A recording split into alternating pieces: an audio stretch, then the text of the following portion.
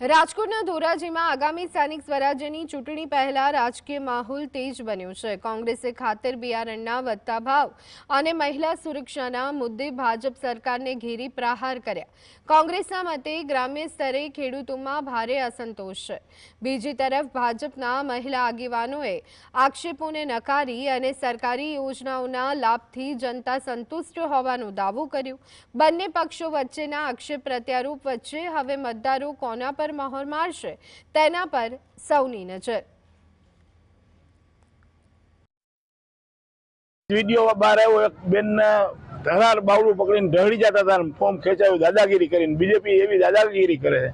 અને ખેડૂતની વાત કરીએ તો ખેડૂતને જ્યારે જે વસ્તુની જરૂર પડે, દવા બિયારણ ખાતરની, તો ત્યારે અછત હોય અને કાળા બજાર કરવા વાળા સ્ટોક કર્યો હોય એટલે એ કાળી બજારમાં ખેડૂતને લેવું પડે।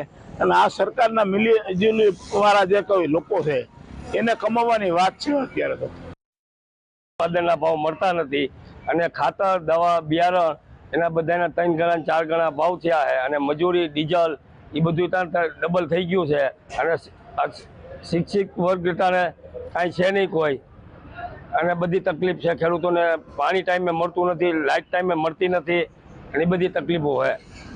મહિલા સશક્તિકરણની સરકાર વાતો કરે છે, મહિલાઓ કેવી દુઃખી? મહિલા તો લાગત દુઃખી જ છે। જોવો ને તમે, જ્યાં આવે ત્યાં બળાત્કારો થાય છે ગુજરાતમાં, તો ક્યાંય કોઈ ફરિયાદ લેતું નથી એની।